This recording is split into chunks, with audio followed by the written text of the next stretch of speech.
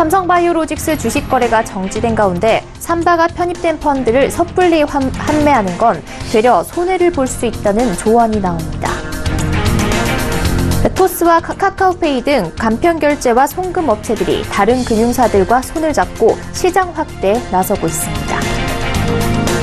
강남 4구를 중심으로 서울 아파트값이 내림세로 돌아섰습니다. 전문가들은 서울 집값 하락세가 한동안 이어질 것이라고 전망합니다.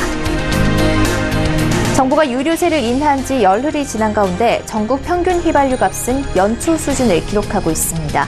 내년 초엔 더 내릴 것이란 전망입니다. 센 뉴스 플러스 잠시 후 뵙겠습니다.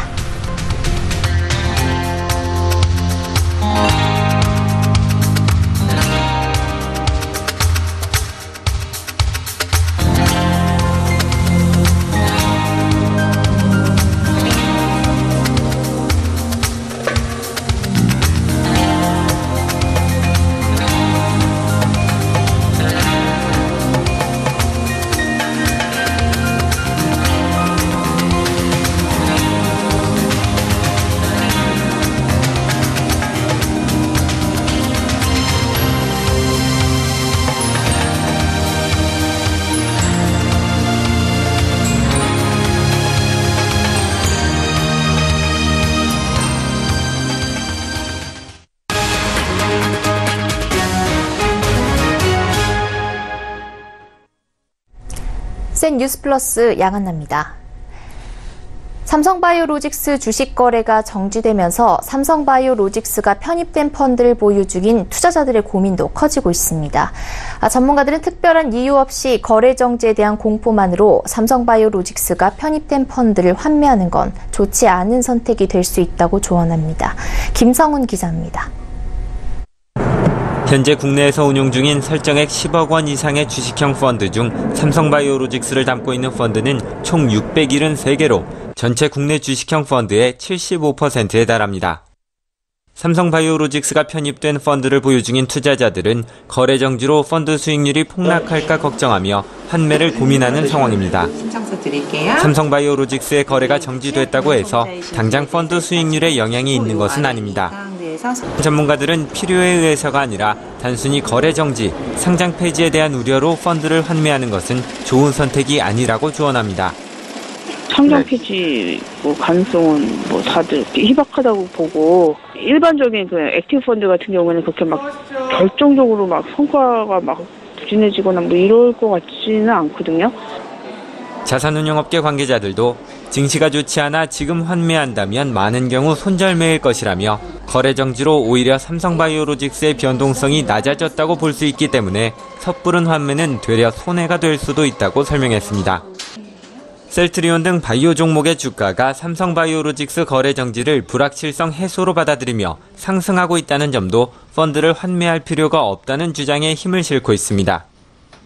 삼성바이오로직스가 내년에도 양호한 실적을 보일 것으로 예상되면서 거래 정지 이후 주가가 오를 가능성이 높다는 의견도 나옵니다.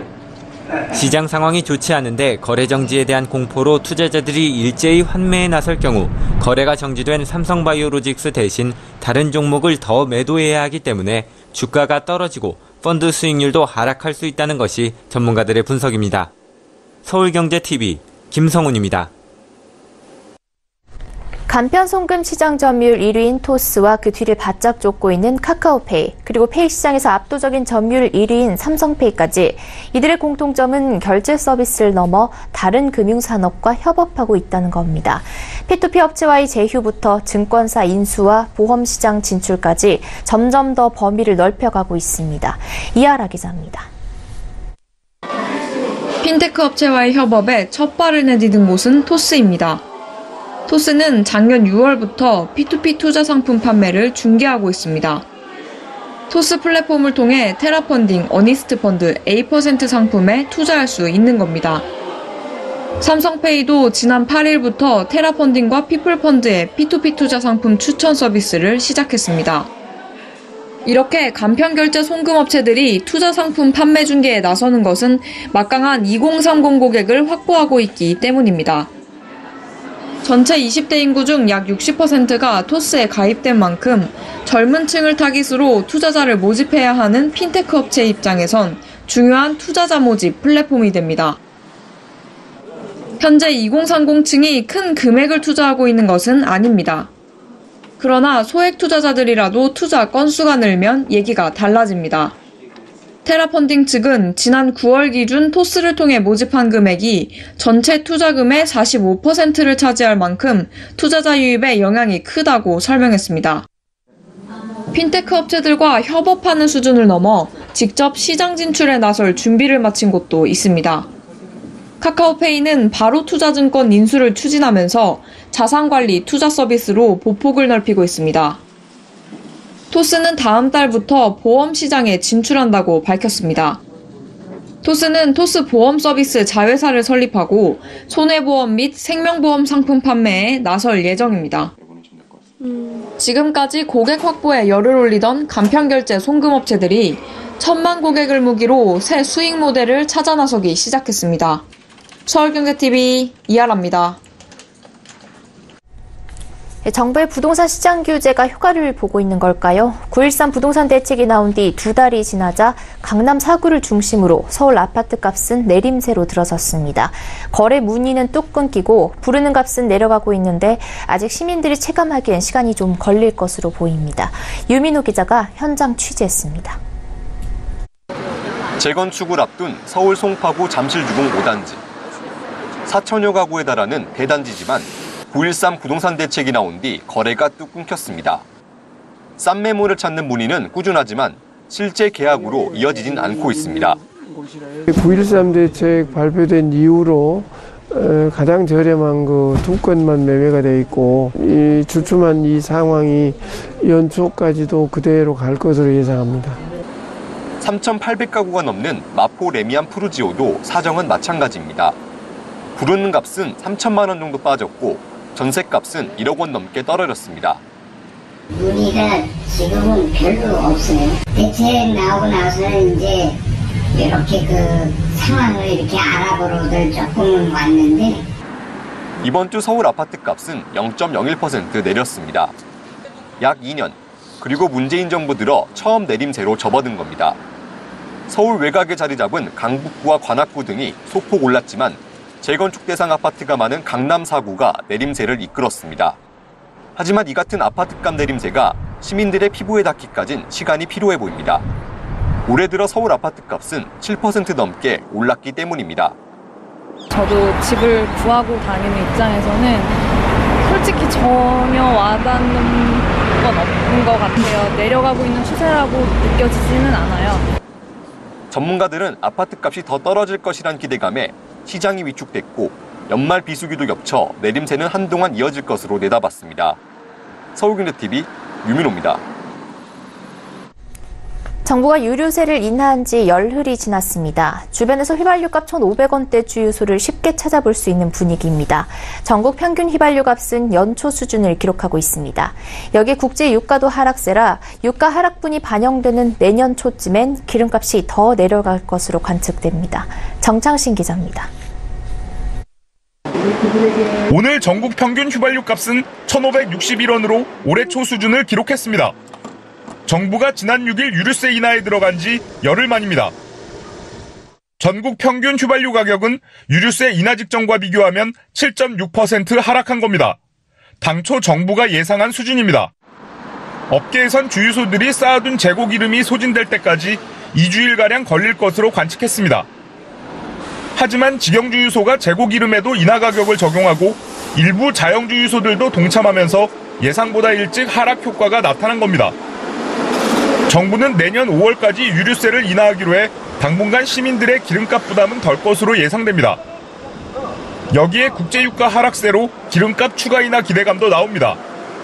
한국석유공사 유가정보 서비스 오피넷에 따르면 15일 기준 두바이유 가격은 배럴당 65.39달러입니다. 올해 초 64달러대를 기록한 두바이유는 10월 84.44달러로 고점을 찍은 뒤 하락세를 나타내고 있습니다. 중동산 원유 수입 비중이 큰 우리는 국제유가 하락으로 기름값이 더 내릴 수 있습니다. 실제로 국제석유정보 시스템 페트로넷에 따르면 지난해 총 원유 수입량 중 중동산이 81.7%를 차지했습니다. 이어 아시아산, 미주산 등의 순으로 나타났습니다. 업계에선 국제유가 반영은 한두 달가량 뒤일 것으로 예상하고 있습니다. 중동에서 원유를 배에 실어 들여오는 기간이 한두 달 걸리기 때문입니다. 이렇게 되면 내년 초쯤엔 지금보다 기름값이 더 떨어질 것이란 관측입니다. 서울경제TV 정창신입니다.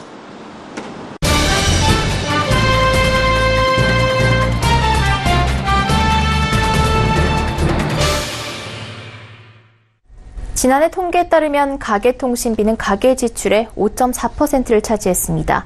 부담이 안 될 수가 없는 규모인데요. 하지만 복잡한 통신요금 체계로 인해 나에게 적정한 요금제를 선택하는 거에 대한 확신이 없는 소비자도 많습니다.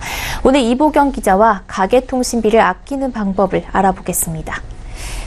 이 기자, 이 통신비에 대한 정확한 이해를 해두기가 쉽지 않은데 오늘 이 통신비 줄이는 법에 대해서 알려주신다고요? 네, 맞습니다.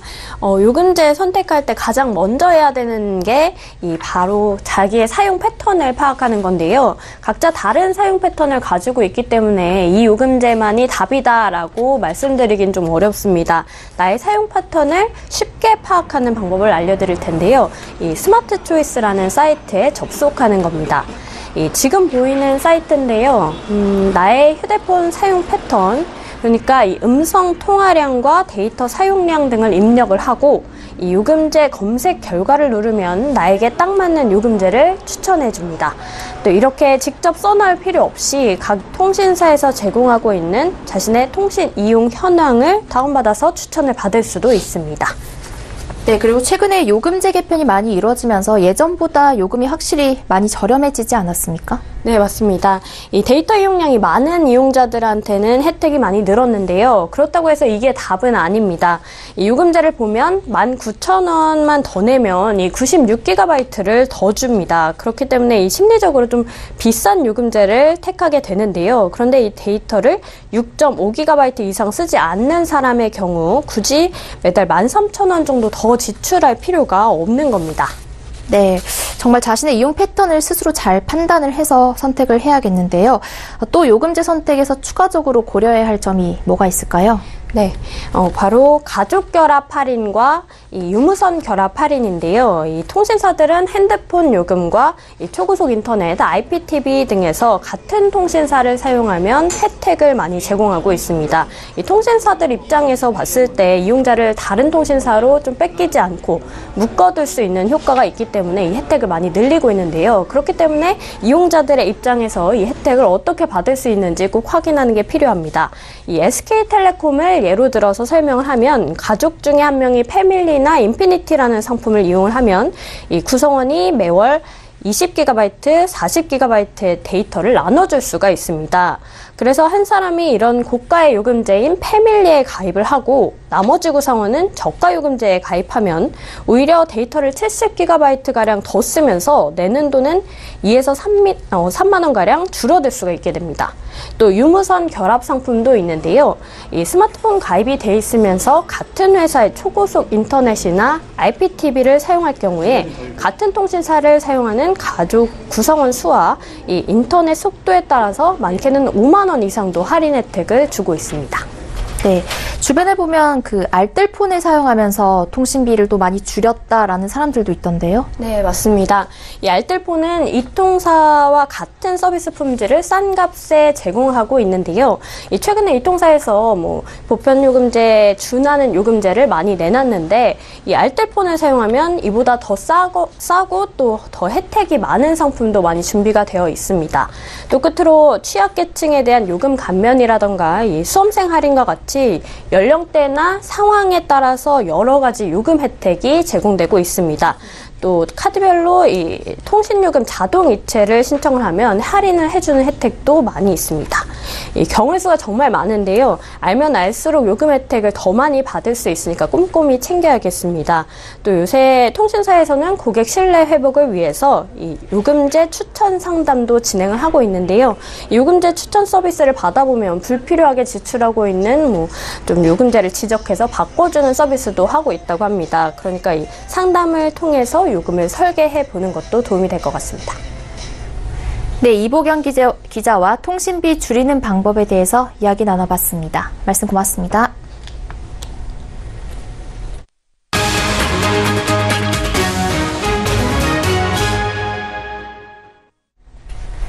주택 소유자 6명 중 1명은 2채 이상을 소유하고 있는 것으로 집계됐습니다.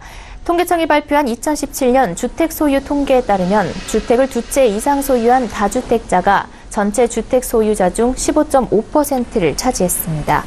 2016년에 비해 다주택자가 1년 만에 14만 명 늘은 것으로 다주택자 비율은 0.65%포인트 늘었습니다. 증가폭은 2년 만에 최대였습니다. 집을 5채 이상 가진 대량 주택 보유자도 11만 명을 돌파했습니다. 정부가 지난해 주택시장 안정을 위해 다주택자의 돈줄을 전방위로 조이는 파리 부동산 대책을 시행했지만 다주택자는 오히려 큰 폭으로 늘어났습니다. 이재갑 고용노동부 장관이 산하 공공기관에 대해 채용 비리를 포함한 부정부패에 무관용 원칙으로 대응할 것을 주문했습니다. 이 장관은 서울지방고용노동청에서 산하 공공기관 기관장 회의를 열어 최근 친인척 채용특혜, 고용세습 등 공공분야 채용 비리에 대한 국민적 비난이 거세지고 있다며 각 기관에서 부정부패 감시 적발 노력을 강화하고 적발될 경우 무관용 원칙을 확립해달라고 밝혔습니다. 그는 공공기관에서 채용 비리가 발생했다면 청년들의 꿈과 희망을 꺾고 국민의 공정 채용에 대한 기대를 저버리는 것이라고 지적했습니다. 이어 정부의 공공기관 채용 비리 전수조사를 언급하고 국민은 채용 비리를 반칙과 특권의 상징이라고 인식하고 있는 만큼 이번에 실시하는 채용 비리 전수조사를 통해 한 점 의혹도 남기지 않도록 철저히 조사해 엄정 조치해야 한다고 강조했습니다. 실적 부진을 면치 못하고 있는 중국 사업 쪽을 겨냥해 규모와 내용 면에서 전면적인 물갈이 인사를 단행했습니다. 중국 연구소와 지주사, 생산본부 등을 합쳐 중국 사업본부에서 교체된 임원 규모가 20명에 달하는 것으로 알려졌습니다. 한 사업본부 내에서 임원들이 이 정도 규모로 한꺼번에 물갈이된 건 이례적인 일입니다. 또 화교 출신이면서 그동안 중국 사업의 사령탑인 중국 사업총괄직을 맡아온 서령흥 고문은 비상임 고문으로 물러났습니다. 정의사 현대자동차 그룹 수석 부회장이 보임 이후 사실상 첫 쇄신 인사입니다. 전폭적인 경영진 세대 교체를 통해 중국 사업에 재시동을 걸겠다는 의지가 반영된 것으로 풀이됩니다. 시중은행의 변동형 주택담보대출 금리가 오늘부터 큰 폭으로 올랐습니다. 국민은행의 신규 취급액 기준 코픽스 연동 주택담보대출 금리는 전날 연 3.35에서 4.55%에서 이날 연 3.45에서 4.65%로 0.1%포인트씩 인상됐습니다. 신한은행과 우리은행도 0.1%포인트 각각 올렸고 농협은행이 이보다 적은 0.04%포인트 상향했습니다. 이는 어제 10월 신규 취급액 기준 코픽스 금리가 연 1.93%로 전달보다 0.1%포인트 다고 공시된 영향입니다. 신규 취급액 기준 코픽스의 이번 상승폭 0.1%포인트는 작년 11월 0.15%포인트 이후 최대입니다. 코픽스 금리는 은행권 변동금리 주택담보대출의 기준이 됩니다. 이낙연 국무총리가 서울 삼청동 총리 공간에 김태형 은행연합회 회장과 15개 은행장들을 초청해 오찬을 함께했습니다. 이낙연 총리는 이 자리에서 은행권이 정부 정책에 보조를 맞춰준 데 감사를 표하고 은행장들로부터 정책에 대한 의견을 청취했습니다. 이 총리는 공공기관 연대보증 폐지와 동산담보 활성화 등 생산적 금융을 통해 중견 중소기업 지원을 확대해 준 것과 취약 연체차주 부담 완화와 중금리 대출 확대 등으로 취약계층에 대한 지원을 늘려준 것에 감사하다고 말했습니다. 또 금융기관 공익재단을 설립해 청년 일자리 창출과 주거 지원, 그리고 재해와 재난 예방에 대한 강화 등 공익적 활동에 본격 나서준 것에 대한 감사를 표했습니다. 한편 이 자리에서 은행장들은 핀테크와 빅데이터, 해외 진출 등에 대한 정책 제안을 한 것으로 알려졌습니다.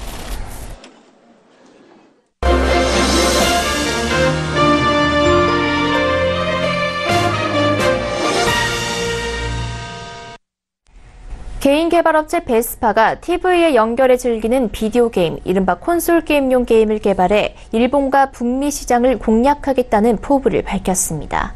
오늘 12월 3일 코스닥 상장 예정인 베스파는 지난 2013년 설립된 모바일 게임 개발 업체입니다. 이 베스파의 자체 개발 모바일 게임 킹스레이드는 출시 1년 만인 지난 9월 기준 누적 가입자 수가 740만 명을 넘었으며 국내외 다운로드 500만 건을 돌파하며 인기를 얻고 있습니다. 이 베스파의 경우 게임 유통사를 말하는 퍼블리셔를 따로 두지 않고 게임 개발과 운영 유통까지 직접 진행하고 있습니다.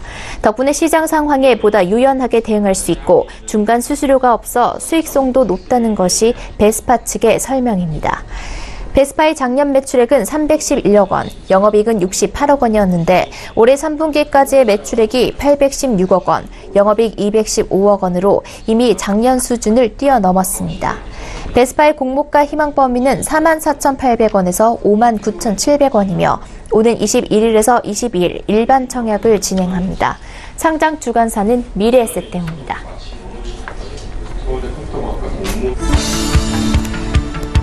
우리나라 무역액이 역대 최단 기간으로 1조 달러를 돌파했습니다. 반도체 호황과 국제 유가 상승 영향으로 석유 화학 제품이 호조를 보인 덕분입니다.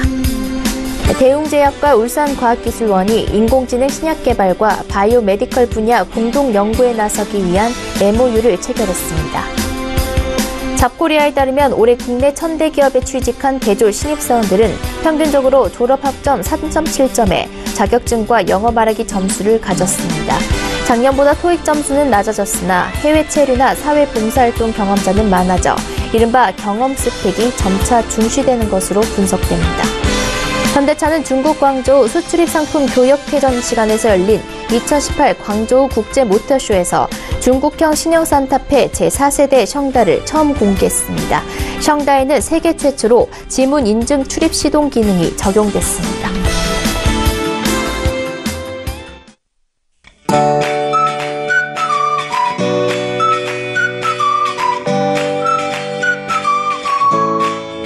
안녕하세요. K웨더 라이프스타일 예보 윤지향입니다. 미세먼지 때문에 시야도 답답하고 숨을 쉬기가 편하지 않은 하루였습니다. 다행히 내일은 전국 대부분 지방에서 보통 단계를 회복하겠는데요. 영남 지역은 오전에 한때 나쁨 단계로 일시적으로 농도가 짙어졌다가 오후에는 차츰 해소되겠습니다.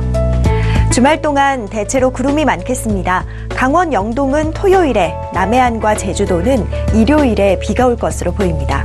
또 오늘 밤부터 찬 공기가 유입되면서 주말에 기온이 떨어지고 바람도 강하게 불어 춥겠습니다. 건강관리에 유의하시기 바랍니다. 위성 영상입니다. 현재 전국에 구름이 많은 모습이고요. 경남 지역 곳곳에 비가 내리고 있는데요. 이 비는 저녁에 대부분 그치겠습니다. 내일은 중국 중부지방에 위치한 고기압 가장자리에 들겠습니다. 자세한 지역별 날씨는 나절 예보로 알아보겠습니다. 중부지방 구름이 많겠습니다. 아침 기온 서울 2도, 수원 영하 1도로 오늘보다 크게 낮아 춥겠습니다. 강원 영동은 새벽부터 늦은 오후 사이에 비가 올 것으로 보입니다. 비의 양은 5에서 30mm입니다.